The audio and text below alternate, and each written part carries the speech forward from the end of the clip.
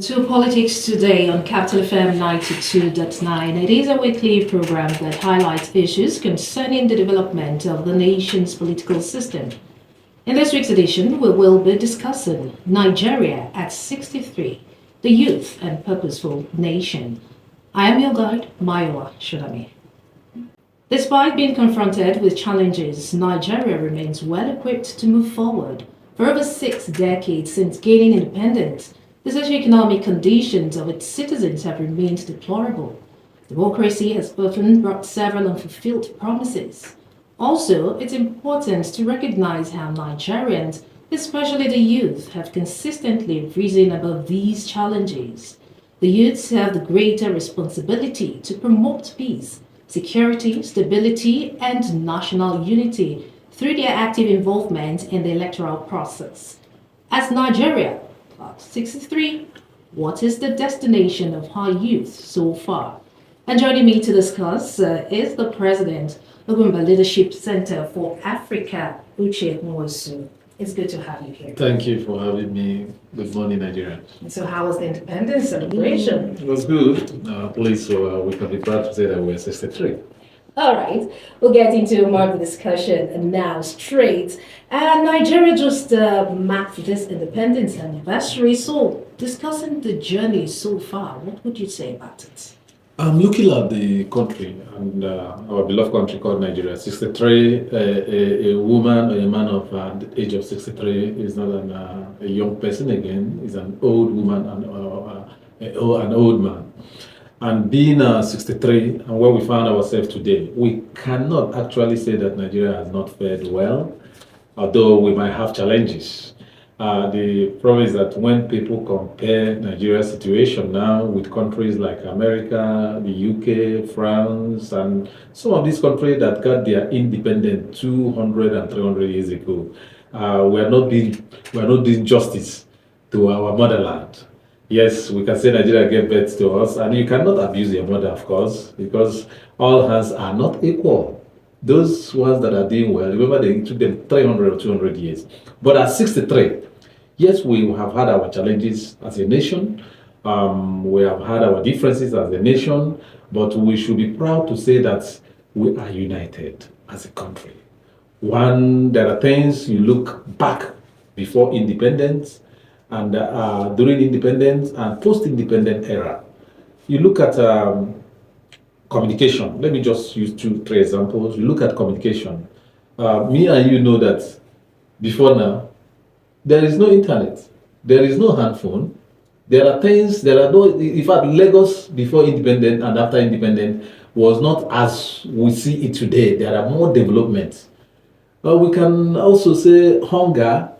Yeah, there is hunger, but we cannot equate that because of hunger, we have not developed to a nation. We are better than some of these countries around us. You look at places like Chad, Ghana, and some of these people, you see that Nigeria has fared well. So, totally, being 63, I can say that we have fared well, not considering the other side like unemployment and the rest, but we're united. But are you saying, well, as is this commendable the pace at which Nigeria is moving?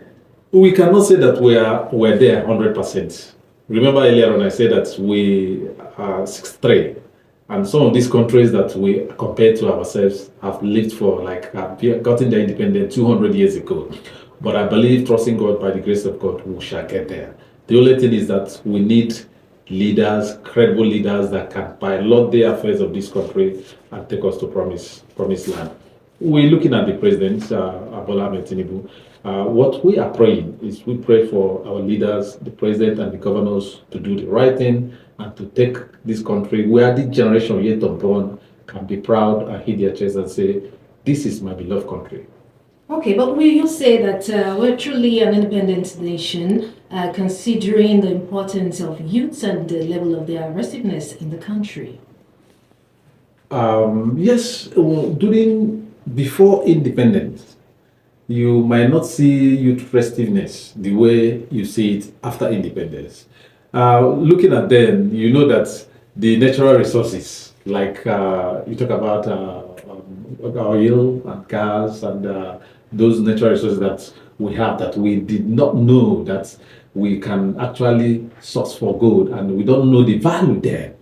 But at the time, we started knowing the value. The youth started knowing that these are their things. Started asking for resource control and the rest. And then you see the population is growing. Our population is not growing arithmetically; it's growing geometrically.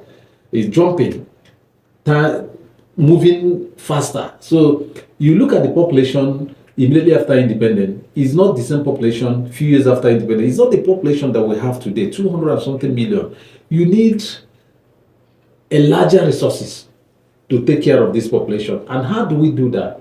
By also bringing in the hands that will also make sure that these resources can control this population. But yes, when you have a country where almost 60 or 45 to 45% to 60% are young people, of course, and there is no job, and they're all dependent on government, you find out that youth restiveness will actually emerge. Okay, but the dream of the founding fathers is to see a purposeful nation, to see a nation that is developed, that can even compete with other nations that are attacked as developed. What do you think should be done towards achieving this dream? One, good leaders. The dream of our founding fathers. Talk about Nnamdi Azikiwe. You talk about Ahmad Bello, Tafawa Balewa, Awolowo, Enahoro, and so many of them. Their dream is to have a nation that we can call our own. A nation that when they will not be there again, our generation yet unborn will be proud to say, we are Nigerians, like you have in America. Every young American is proud with his shoulders and head lifted up anywhere they are in this world to say, I'm an American. They want a nation where Nigerians, anywhere you are in this world, say, yes, I'm a Nigerian. And that was their dream. But looking at military intervention after they were removed from office, and no matter what you look at it, the worst democracy is better than military intervention. That also brought us a little bit setback, and we came back to civilian democracy. What we need from our leaders, sincerity of purpose. What we need from our leaders is to provide the dividends of democracy to the people. You cannot have a nation where we have all the natural resources and we still cry of unemployment, we still cry of hunger, food, insecurity. Is unacceptable. And that is why we pray that the incumbent president, President Ahmed Bola Tinubu, should do everything possible to redirect this country to a prosperity, so that after 4 years or after 8 years, depending on how Nigeria sees it after 4 years, they will say we have a president who has changed the narrative in this country. Because if we don't do that, the generation yet unborn will not be happy with us. They will ask us, where were you when this country was rolling, entering inside the ditch? So we pray that the leaders and our people in government should be able to do the right thing. And by saying the right thing, do you mean they should will power to more youths than we have in leadership? Of course, I've been the advocate. I've been one of the persons that have advocated for youth in government. I became a commissioner at the age of 36. I was chief of staff at the age of 40.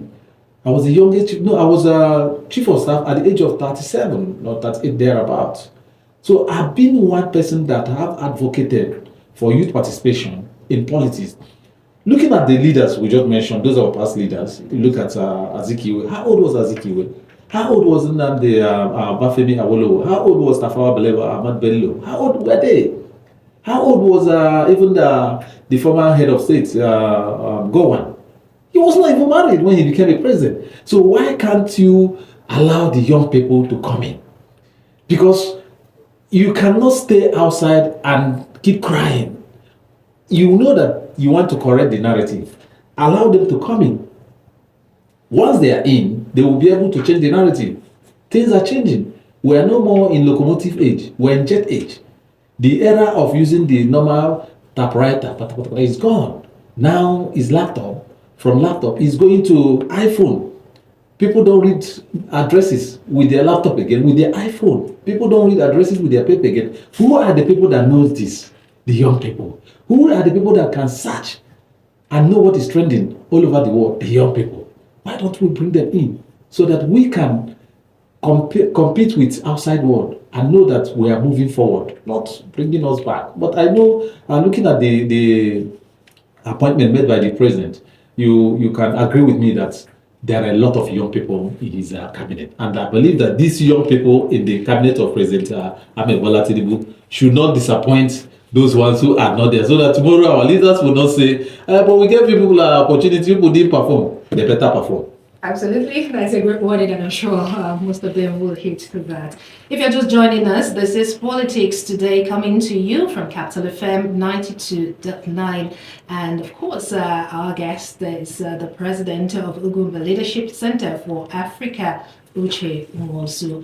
Our lines are open now for those wishing to contribute. If you have any comments, but perhaps suggestions and advice as regards this issue of discuss, you can call us on 0705 3538 929 and 0705 746 4812. We are discussing Nigeria at 63, the youth and purposeful nation.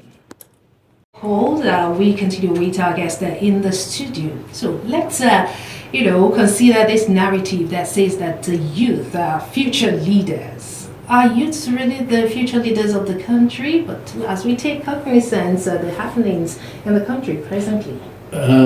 In Africa, in quotes, including Nigeria, the youth don't see themselves as the future of tomorrow again, because we've not given them the opportunity to actually believe in themselves that they are futures of tomorrow. And that's why I just mentioned the issue of President Ahmed Bola Tinubu bringing in more young people into his government. And this is exactly what we need. If you tell a child that your name is Sunday, you also want the child to know the full meaning of Sunday.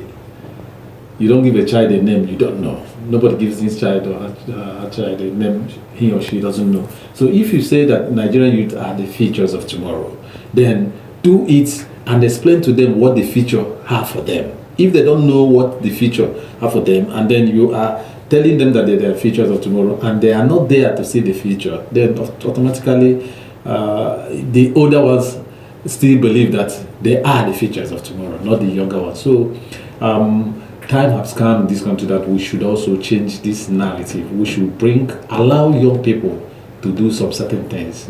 Our fathers should go and then take back seat and give us an advice so that they can move forward. Okay, so let's turn to the youths now. They have responsibilities and roles to play in achieving this. They also have a role to play in repositioning the country. On their own, as individuals, there are contributions they should make towards this. We see youths that are Nigerians, not in Nigeria, but making waves in every sector, education, politics, and what it may be in other countries. So why does it come to the Nigerian society and it proves difficult? What should they be doing as Nigerians in Nigeria? The thing is that our politicians have, many of our politicians have mortgaged the livelihood of our youth, and they depend on these politicians to survive, which is not the same thing in so many countries. Being a banker or working in government, like Radio Nigeria, every young person, once you put advert now, you see that over 1 million Nigerians wants to work here. Is that the best? Why can't we have them do other things? Why can't we have them have a second address apart from the first address they have? Why can't we bring a conducive atmosphere for them to now be employers of labor? You go to China. If you go to China, you ask somebody, most people in China doesn't even want to work with the government. They want to have their own establishment. They want their small-scale businesses where they can work and then employ people. But, frankly speaking, Nigerian youths are talented. Absolutely. Very much talented. Look at our music industry. Look at them. Look at Davido. Look at Tiwa Savage. Look at Whiskey. Look at so many of them. Even the late, so rest in peace. Look at how they have grown with no support from government, from ghetto to where they are now. Look at those of them that are into arts. Some of them are even able to build a small car, decorate it, construct engine. Some of them in the educational field are even to excel. Some of them, you travel to abroad, go to US, see Nigerians coming out with first class, go to London, go anywhere in this country. What do they really need? They need government support, just a little push. They are not asking too much. What they're asking is that give us a conducive atmosphere. Provide us all the things we need to succeed. A young man that is in Nyanya doing his barbing salon, and we're using the small generator and spending almost 50,000 every month, and at the end of the day he makes 60,000 and spend 50,000. You have not provided the enabling environment for that young man to work, because there is no light. A poor woman that is selling ice fish and is spending 10,000 to buy ice block because he doesn't have light, and at the end of the day he makes 2,000. You have not provided a conducive atmosphere for that young girl to sell her product. So what we are asking now, what they are asking, give them the enabling environment. It's not all of them that wants to work in the government. So many of them can be self-employed. So they are hardworking.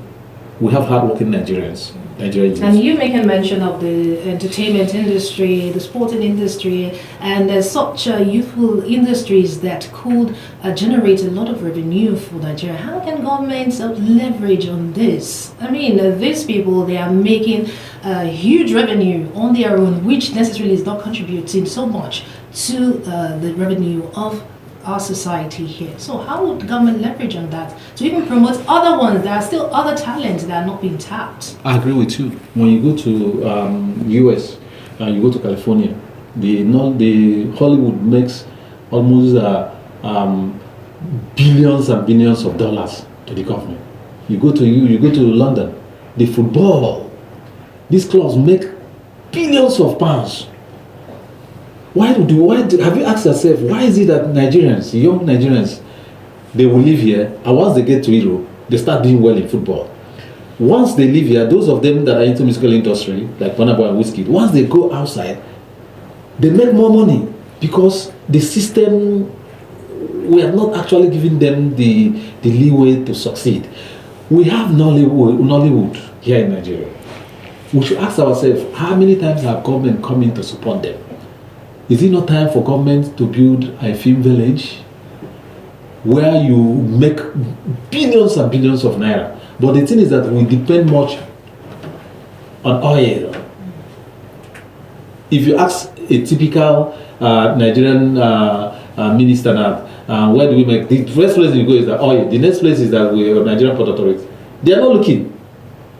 But believing that the president we have now is a man who knows how to make money, who can create wealth, so that we don't depend on oil and depend on the internal revenue we make from Nigerian Port Authority and the rest. There are many other ways where we can make this money. The only thing is that we should wake up and know that these particular things. And if these boys are doing well, we have given them what they need. Believe me, none of them will go out. And even considering mentorship. Of course, mentorship, because most of them, there is no mentor. A young man that just finished his school and then he's looking at somebody who drives flashy cars as his mentor, does not know what that person does, and you ask him, would you want to be a teacher? He said no. Would you want to be a fertilizer? No. You want to be this? No. Who do you want to be? I want to be like this person that drives a flashy car, wears good shoes, but he doesn't know that that person is into Yahoo or one other thing or the next. We should introduce also mentorship in our secondary schools, our universities, and our primary school. In fact, to start from primary and secondary school, mentorship. Before we used to have guidance and counselors in school. It's no more. Children start smoking weed from secondary school, even from primary school these days. There are no mentors, there are no guidance and counselors in that school again to guide them. So they leave them on their own. Parents, 6 o'clock, they've gone to work, they will come back around 7 in the night. By the time they are back, the kids are sleeping. We have to change this narrative. So how would you rate our education system? And you making mention of it now, considering the education system and the way the youths turn out to be. Do you think our education system in the country is helping? You cannot actually blame it on the education system. I blame it on parents. your child goes to school. The higher percentage of training is from the family. Forget about the training they get from secondary schools or universities or primary school, but the parent has the much time to talk sense into their kids. I am not there as a father now. I wouldn't, because my child goes to school every day and once he comes back, I say, don't. Immediately he comes back, the first thing you should ask is that, what did you study today? How was school today? Weekends, try and educate them, try and inculcate that moral inside them while they were growing up. Because those are the things they might not get from school. Remember, a teacher is not the parents of the kids. So teacher can also teach mathematics, and then 1 plus 1, 2, 2 plus 2, 4, 4 plus 4, 8, and that's it. Teacher cannot go and teach the child, why are you wearing this kind of clothes? Why is your clothes torn? Have you eaten? The teacher might not ask that, but parents can ask. My son, teachers have you do eaten? have to. Yeah, some don't have that patience to ask. Not all of them, but some don't have that patience. So what am I saying? That 70% of training comes from the family. We cannot blame everything on school. You, the parents, what have you done to make sure that your children?